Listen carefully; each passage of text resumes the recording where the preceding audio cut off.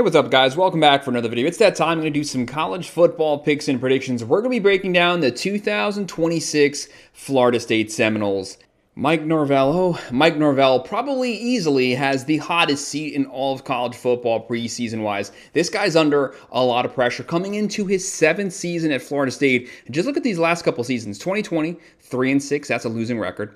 21, 5-7, losing record. 22, 10-3, really good season. 13-1 and 23, ACC champions. 2024, 2-10. 2025, 5-7. So of his 6 years, 4 of them losing records, not even eligible for a bowl game. That's a really bad record so far. At a staple college football program, the pressure is on, the heat is on.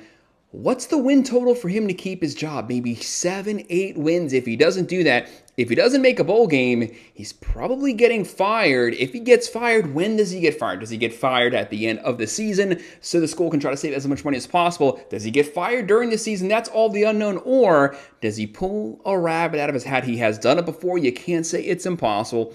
Did it in 22. Did it in 23. He's at a Florida State, a state of Florida school, surrounded by talent in his backyard. This team has to be better. He has to recruit better. He loves the portal, but got to bring in some 3-4 year players. But no matter what, there are some pieces there. But honestly, the schedule is not the easiest this season. We're going to break down their schedule, look at the roster, the coaching, try to predict their final record, which games they're going to win, lose. Drop a comment down below. What do you think they do this season? What do you think their final record is? Leave it in the comment section. I will respond to every single comment. If you want to sign up for one of our member teams, check out that pinned comment down below. The 2026 Seminoles. Like I already mentioned, massive pressure on the players to perform, and especially on Mike Norvell. Fans are going to be livid. Quarterback's been a little bit of an issue there for about the last 2 to 3 seasons. Ashton Daniels transferring over, and this is a guy, not the best career record throwing the ball, like 24 touchdowns, 22 interceptions, practically 50-50 touchdown to interception ratio. That's not going to cut it in the ACC. Kevin Sperry there. A lot of praise for Kevin Sperry. Some people want to be the young guy, but let me ask you this. If your job is on the line, statistically, odds-wise, you're probably more likely to go with the veteran player, even if he doesn't have the higher upside, because you don't have time for the younger guy to grow into the position. So would not be surprised if Ashton Daniels does start the season. He's also a dual threat mobile quarterback. He can extend plays with his legs, get out of pressure. You're going to need a playmaker at the quarterback position, but you got to see some more from the passing game. One of the biggest news to come out so far, Gus Malzahn out of nowhere retiring, kind of threw a wrench in everything. One of the better offensive minds last 2 decades in college football. He packed his bags, went home. He's been coaching for a while. It makes perfect sense, but lacking that leadership on the coaching staff, now Mike Norvell back to calling plays. Some people love it. Some people hate it. It remains to be seen. But what I will say is a lot of people not impressed with what they saw the last time Mike Norvell was calling plays. They definitely trusted Gus Malzahn a whole lot more. Looking at the overall coaching staff, Mike Norvell, the head coach, the offensive coordinator, Tony White there as the DC. The running back position, you have Wisner coming over from Texas, had over 1,000 yards in 2024. Not the best season last year, but if he can get back to form. This isn't the SEC, this is the ACC. Competition should be a little easier, but it's definitely not an easy schedule. Still one of the Power 4 conferences. Backing him up, you're probably going to have Singleton Jr. Looking at the wide receiver position, thank God for Florida State fans, Deuce Robinson back. One of the few 1,000-yard receivers. I think there's only 4 or 5 of them coming back to college football this season. Also, one of the best yardage to reception ratios in all of college football. Danzy, Boggs, Malroy, Carter, Lopez. There's still some weapons there, the tight end Thomas and Riles, but Deuce Robinson having that chiseled, grizzled, veteran wide receiver, someone that the quarterback can trust. 3rd and long situations, 3rd down situations, he's going to be looking for the veteran. He's going to have a big season because they're going to be force-feeding him the ball nonstop. If Wisner can get back to form, that's a good running back. That's a true wide receiver number 1. So Ashton Daniels got, the pressure is on you. The pressure is on Mike Norvell. This is his team. This is his transfer portal class. You got to get some results here. Let's jump right into the schedule. Florida State opens up the season week 1, actually week 0, Saturday, August 29th. The New Mexico State Aggies. They're coming to Tallahassee. Obviously, Florida State can't drop this game. He would get fired after this game if they open up the game versus this team losing it at home to the New Mexico State, not the New Mexico Lobos, the New Mexico State Aggies. It's not optional. Have to dominate in this game. Have to get a lot of momentum going forward through the season. It's going to be a win. They're going to start out 1-0. After that, Monday, September 7th, I don't understand the ACC and weekday games. It is the dumbest thing imaginable. But the ACC, they keep sacrificing their teams just so they're the only game on a day that nobody's watching college football. No matter what, they're going to be facing off versus the SMU Mustangs. Not a team you want to underestimate. Resh Lashley, great offensive mind, works the portal good, coming out of Dallas, Texas. A lot of talent, a lot of speed on this team. They made the playoffs 2 seasons ago, and they have some true weapons. Jennings back at the quarterback, one of the best dual-threat multiple quarterbacks in the country. If the Florida State defense can't stay disciplined, SMU is going to pick them apart. They might give up some points, but I think they'll be able to move the ball consistently, reliably on that Florida State defense. I think Florida State drops this one. It's in Tallahassee. Maybe they catch SMU being just a little bit rusty, but I'm going to go with the Mustangs to win this one. Then after that, Saturday, September 12th, you have the bye week. Florida State's going to need that rest getting in the ACC play. Saturday, September 19th, at the Alabama Crimson Tide. Don't forget what happened last season. The Alabama Crimson Tide came to Tallahassee, lost that one week 1, completely upheaved the entire season. One of the better upsets, probably, put Bama on a pretty bad trajectory last season. A lot of people questioning Kalen DeBoer, a lot of pressure on him. Quarterback carousal there. You still have Ryan Williams, still have a lot of weapons. Top 5 overall roster easily. But can Florida State pull off the upset back-to-back seasons? I don't have it happening. They hit lightning in a bottle last season. I don't think it's going to happen again. Florida State drops this one. They're 1-2.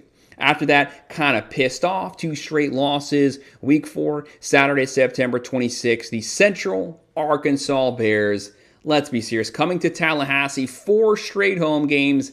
Florida State's going to win this one. Saturday, October 3rd, the Virginia Cavaliers coming to Tallahassee. That's 5 straight games at home. That just lets you know the back half of their schedule is all going to be on the road. It is going to be brutal. It's going to wear them down. Got to win these games at home. Virginia Cavaliers. Florida State last season, they were one of those teams that they would get upset, then they would pull off the upset. You never know what you were going to get week to week. They upset Alabama, and then they would lose to some crappy team because the talent's there, but the coaching, the ability, the scheming was never on the field at the same time. Cavaliers played in the ACC Championship one season, double-digit wins, Morris potentially coming back for another season of college football. But at some point, one of these teams, probably going to be a top 25 team the whole season, one of these teams that are playing, they're going to pull off the upset again. Give it to me here. Florida State beats the Cavaliers at home. Friday, August 9th. Again, another really dumb weekday game, but that's what the ACC does. You're going on the road for the first time to the Louisville Cardinals. Jeff Brom, one of the best offensive-minded coaches in the game. Whatever the talent is on his team, whatever their scheme is, he coaches and adapts his playbook to the players on the roster that are always scoring points. Actually had a pretty good defense last year. Top 30 defense in the country. Keep your eye on Louisville. They're always one of those dark horse candidates in the ACC. Give me the Cardinals winning this one at Louisville, Kentucky, because Florida State going on the road the first time. This is week 6 or 7 during the season.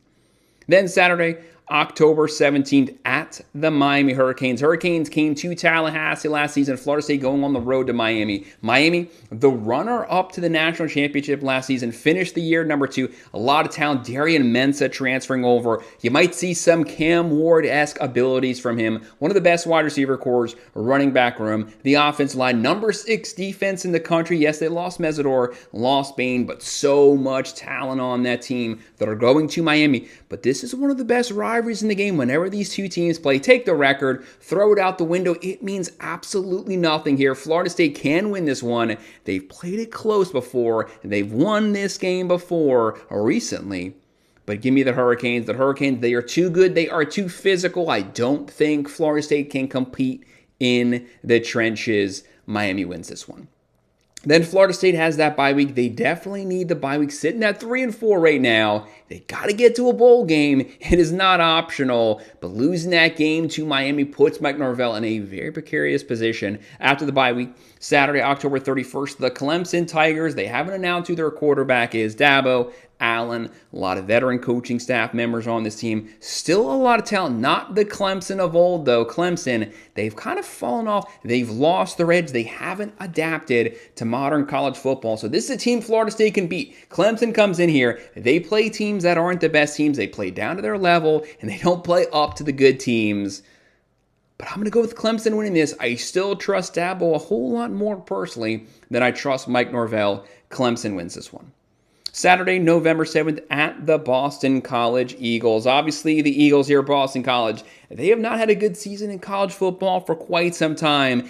If Florida State loses this one, they've completely unraveled, fire Norvell, burn everything down and restarted. But I have them getting the win here on the road in Boston. Friday, November 13th, at the Pittsburgh Steelers, Narduzzi's team. Top 25 offense last season. They were slinging the ball up and down the field. Decent defense. It's the offense. It's what they can do, push the ball vertically down the field. They can score points. Florida State might be able to move the ball on them, but give me the Pitt Panthers. Give me Narduzzi here. Saturday, November 21st, the NC State Wolfpack. This is one of those teams last season, Bailey, slinging the ball up and down the field, but that defense completely disappeared. NC State Wolfpack used to be a really good defensive team, but they haven't been the last couple seasons, but the offense has taken the step forward. But I do see Florida State upsetting some teams, getting upset a couple times. Give me Florida State going on. Well, they're at home this game. They pull off an upset against a favored NC State Wolfpack, and right now they're what? 1, 2, 3, 4, 5 wins, 5 and 6 coming down to the final game. Bowl eligibility on the line. Friday, November 27th, at home, the Florida Gators coming to Tallahassee, a legendary rivalry game. New coach here, John Summerall, Philo, whole new coaching staff, whole new players, new quarterback, the unknown variables here. How does Florida look at this point? We don't know because we haven't seen these coaches on this team. We haven't seen these players at Florida before. That's the unknown. I hate unknown variable, but I'm just going to say it like it is. I still trust the unknown more personally than I trust Florida State at home here. Give me the Florida Gators coming to Tallahassee, pulling off the win, but I do think it's close, like 27-24, 28-24. Florida State finishes the regular season 5-7, which is actually pretty sure that's the same exact record they had last season. Yes, it is. So Mike Norvell, does he make it? Does he not make it? That is the unknown question right now. So guys, that's our breakdown of the 2026 Florida State Seminoles. Hit that like button, subscribe to the channel, drop a comment down below. What do you think happens to them this season? Leave it in the comment section. I will respond to every comment. If you want to sign up for one of our member teams, check out the pinned comment down below. Thanks for watching.